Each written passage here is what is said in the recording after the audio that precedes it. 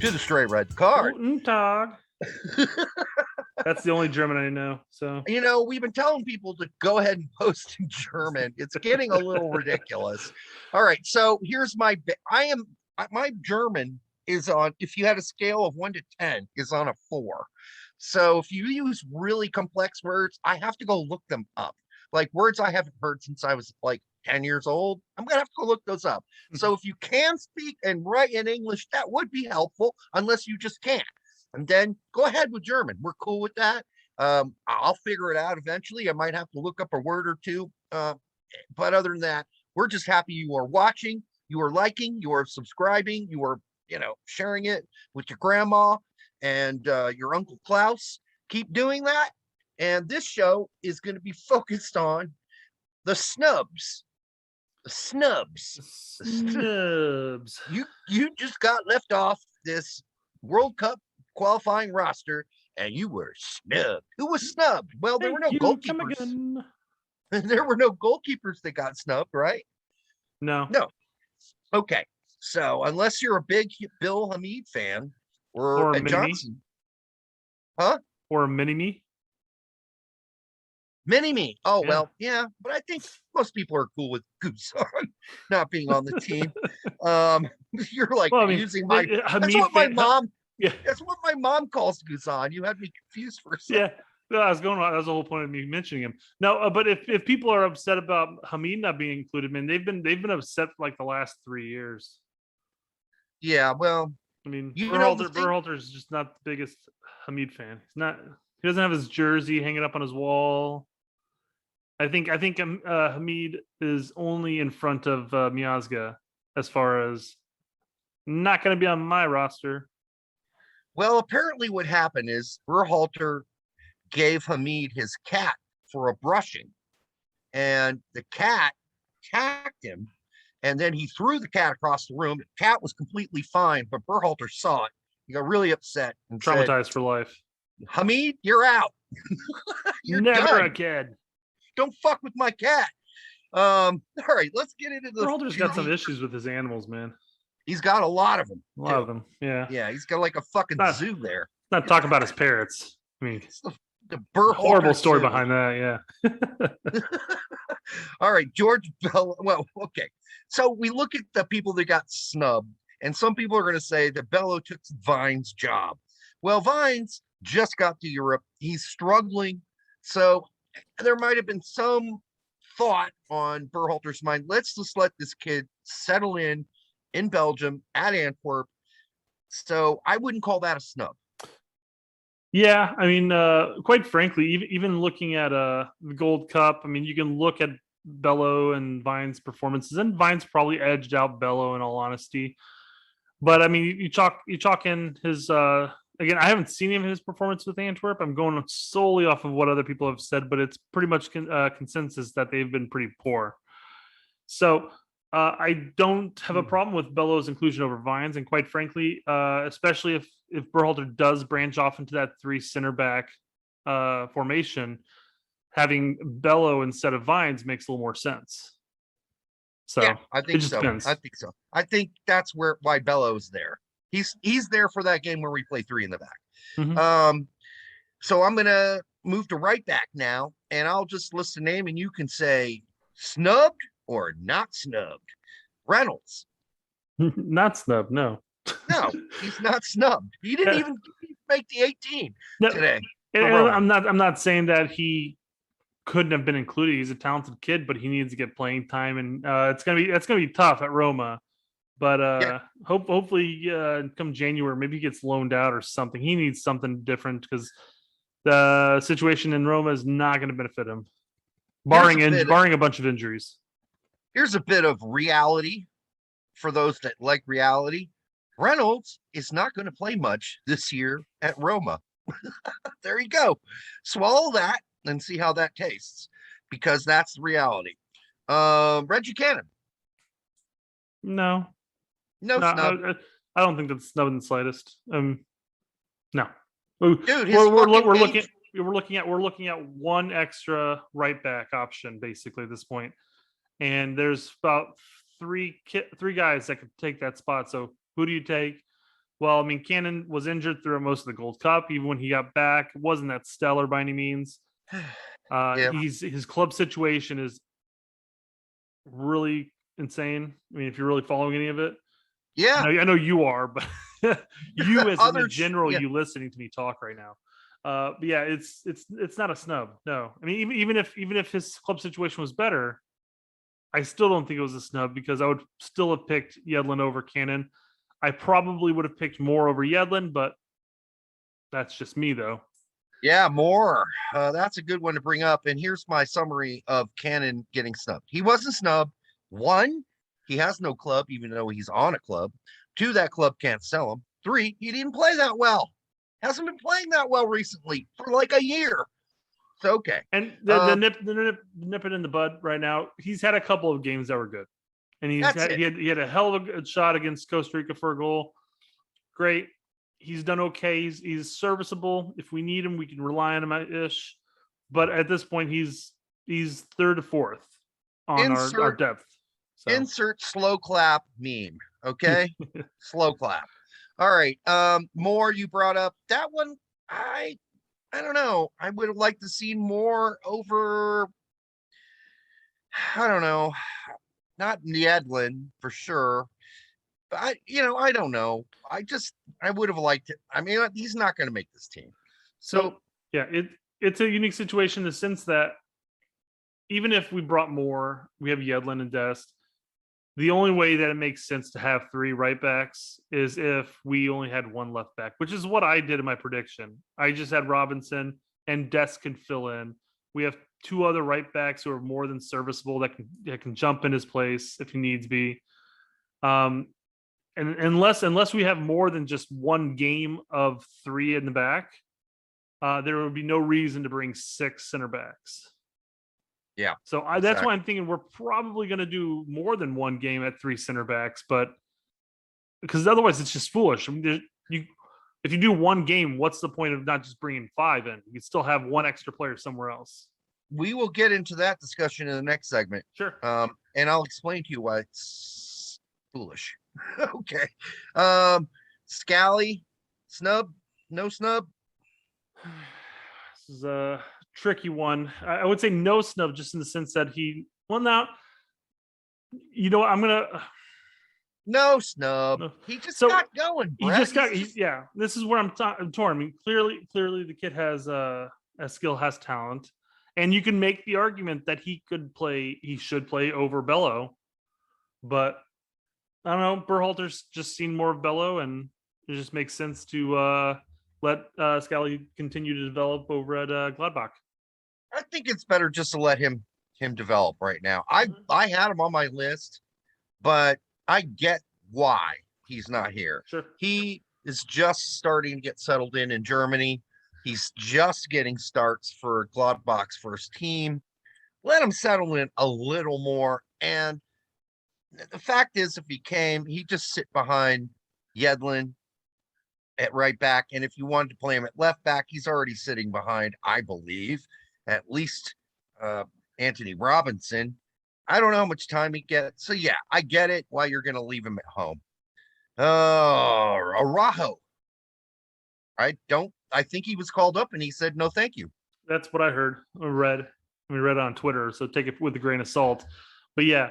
Got asked to join, or at least the part of the 26, and he said no. Yeah, and that's okay, people. Don't freak out. Okay, we're fine at right back. There's no reason to freak out. Dest will be interminably, forever in front of this kid, and Araujo's not stupid. He knows that.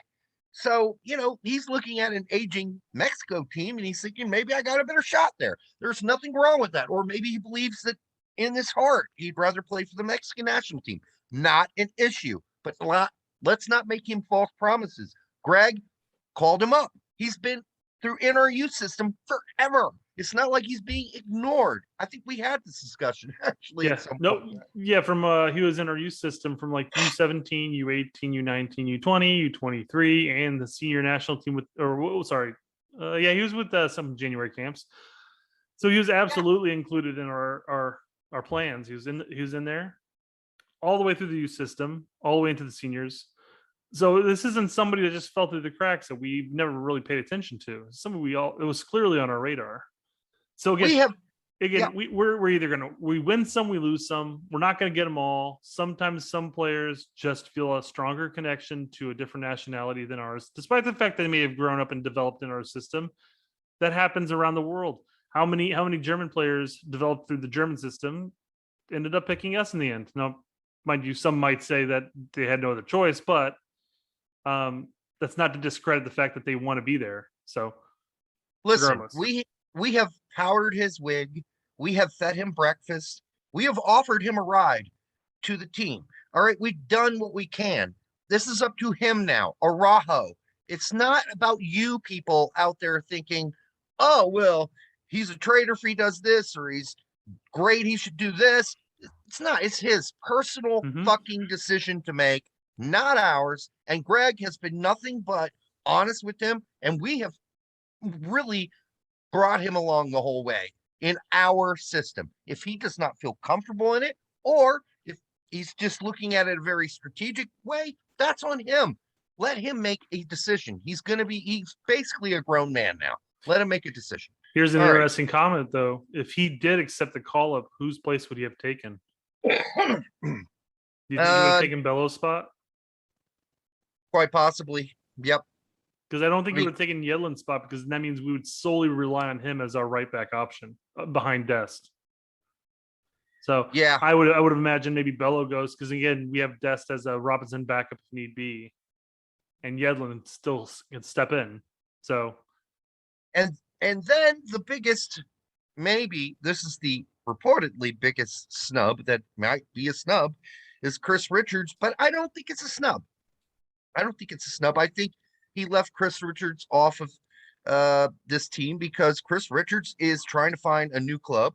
All evidence points to that. A loan away from Bayern, and he's played like fucking 2 minutes since forever. So yeah, you can't have him on there. Let him sort his shit out in Germany. Not saying it's funny, but what's funny to look at is a lot of the snubs we're going to bring up are players that are looking, or either just starting their career at a club, like literally minutes into it, or for the most part, players that are actively looking for players or looking for teams or transfer.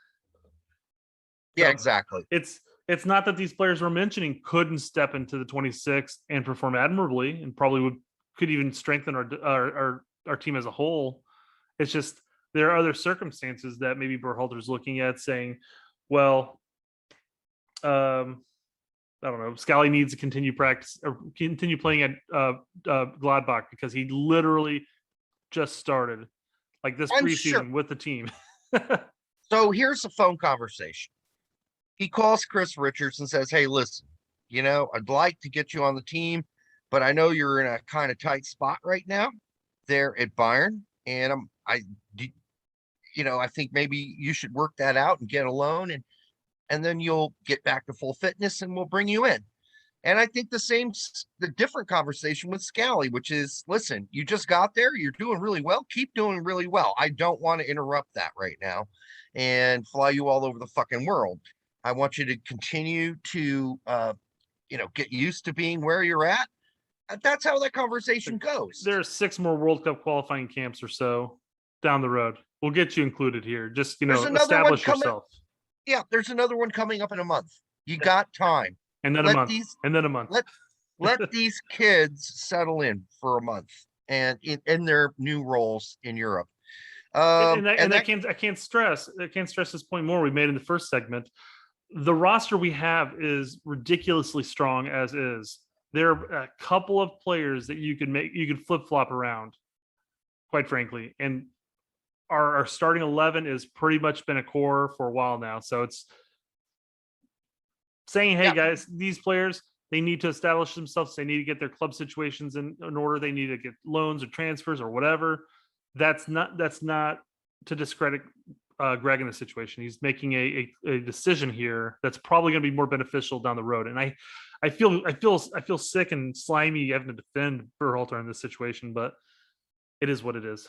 I don't, because I think if you look at if you look at his track record, this has been consistent. Whenever a player is in the middle of a transfer window and trying to find a new club, this is what happens. He doesn't call them up. He wants to let them have their space to figure out their situation.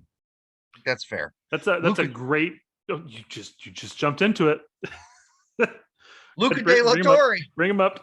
Yep. This is the big one everyone's talking about. Now we're into the midfield, and people are saying this is the biggest snub, and I'm going to say it is a snub. He left Luca De La Torre off this team. Has to have. I mean, it's not like he's new to. It's not like he's new to Heracles. He's played there for an entire year. He opted to. So I find the fan base is a bit split here, because we're looking at the rosters and somebody's like, oh, Roldan's included, and I would have included somebody else, and people are like, oh, who would you have included? I'm like, I would have taken Luca De La Torre. And you get responses like, well, I'd much rather have somebody who comes off the bench and gets an assist than somebody who said no to the Gold Cup call up. Like, guys, he just like every other European player there. Not that they opted to go for the preseason, but it was probably more beneficial, and there is definitely beneficial in their sense to go do preseason with their clubs. They're ready to go. Come once the season starts, they're ready to roll. And Luca already had a starting role, and it was definitely beneficial for him to continue getting chemistry built up with his team. That way, when they start the season, they're running on all cylinders. And he's had some pretty decent games, and I think somebody even mentioned he had like a man of the match on the last game. So this in my book, yes, this is a snub, and I could take two of our 5 midfielders off for him, in my opinion. So you're Luca De La Torre. You don't have any real. Heracles is bringing in some players for the new season. You're in preseason. And you get called up by Gregg, and you're like, well, Gregg, listen, I'm not like 100%. I'm still fighting for a starting position here. And I'm going to make my play here the evidence of why you should call me up. And Gregg says, okay, that's fine. I understand it. You want to secure your club position. You want to keep advancing with your new club. Cool. Then he doesn't get a phone call for this call up. When he's continued to be the regular starter. Yes, he had one bad game, and I think he had one really good game so far for Heracles. So I don't know. To me, that's a legit snub. There has to be more to this. Berhalter just must not rate him, because I felt he got snubbed during the Nations League. He should have absolutely been included there. There's zero reason why they brought Adams. I know Adams was injured, and he came back at the finals against Mexico. It's fine. But there's no reason for them to bring Adams, Acosta, and Yule for that. That's a waste. That's a waste of a spot. Let Yule make his case during the Gold Cup. Luca De La Torre should have been included there. He should have been included in this roster. There has to be something more to that. I'm not saying that he dislikes him as a person, but I'm just saying maybe he just doesn't rate him as a midfielder. Well, there is this issue that Luca De La Torre is in fact responsible for taking care of Berhalter's hamsters. So we're not sure if something happened there that we don't know about. How'd you have to go with hamsters? I don't know. At least they weren't gerbils. Yeah, gerbils would have brought up a lot of genealogy we don't need to get into.